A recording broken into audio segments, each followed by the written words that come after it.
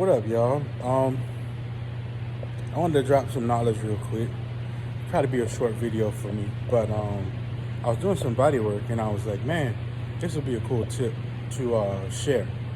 So that's what I'm gonna do. I'm doing body work on the back of the van, but I wanted to try to give an idea how I do my body lines to make life a little bit easier. There's other ways you can go about it to try to, yeah, just to make it easier. I don't know how else to explain that. To try to keep those body lines without having to work hard to get them back when you apply body filler. So I'm gonna show you on the back, and then I'll just, because I'm still using my phone, so I'm just gonna record it, show you, explain it, and then I'll show you the next step. Sound good? All right. Okay, so here's the deal. I found I had a dent, probably from people closing the door, the previous owner. I had a good crease here, also another one here, and I don't know how I had that one here, and a small one there, and also one here, which I'm assuming are imprints, like impressions. When you slam it, you push. So what I did to make my life easier, because I don't want a bunch of body filler inside where the light goes, right? So I put tape here, but I back tape it and just cover the paint that I don't need to. Obviously I just need only the body filler here. Same here, because I want to keep this body line, because that's where the piece goes, the sienna piece that goes right here, the chrome. Same here, I don't need it all body fillered up, falling down and looking all crazy. I want to catch it all, right? And then this body line right here, because I have a dent here, I want to fill in the body work, fill in everything right here. And what I'll do is peel it back, untape it. Same here, I'll peel that back and untape that as well, unmask it. But it should keep it where I need it, and I won't end up with a bunch of body filler where I don't want it. I actually did that same trick here. That whole quarter panel, ended up taping it here, back tape it so I could do the quarter panel. Same on the bottom, you know. It came out really nice. Like, it's really straight too.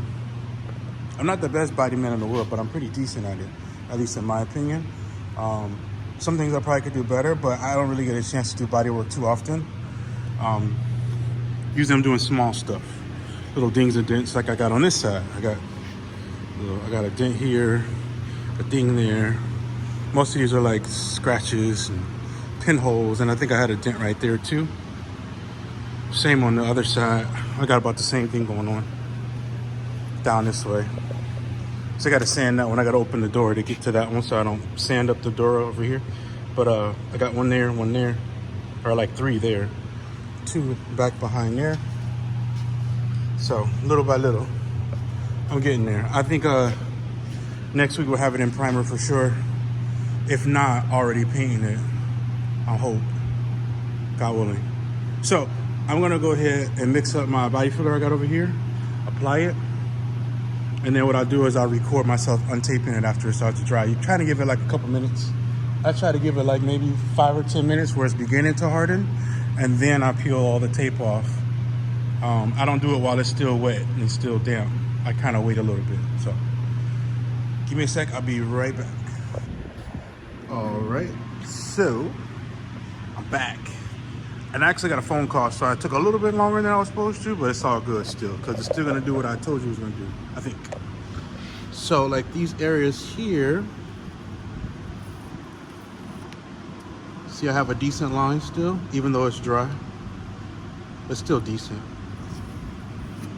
See, keep that out. It's still somewhat what I want. Like I said, normally I would have peeled it while it was still wet. Now it's still a little tacky,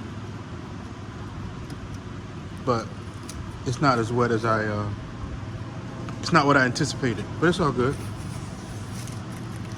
I'll just knock it off later. At least my line is still somewhat there. See? But you get the gist of it. You try to keep that line without getting a bunch of body filler. Like I see some people who get body filler all up here, and now you got to sand up here and down here when all you wanted was to get it down here. You only wanted to get it where you need it. Why end up putting body filler in places you don't need it? And then you get yourself extra work. It never makes sense to me.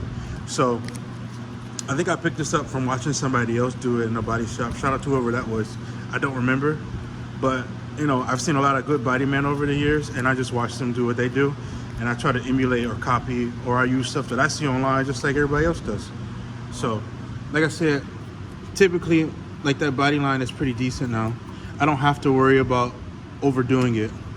Same here, I don't have a bunch of body filler down here on accident. You know what I mean? A bunch of body filler inside of where I don't need it. And that's really the point of doing it that way. So hopefully you find some of these videos helpful when you're doing your own work, you know, body fillers, etc.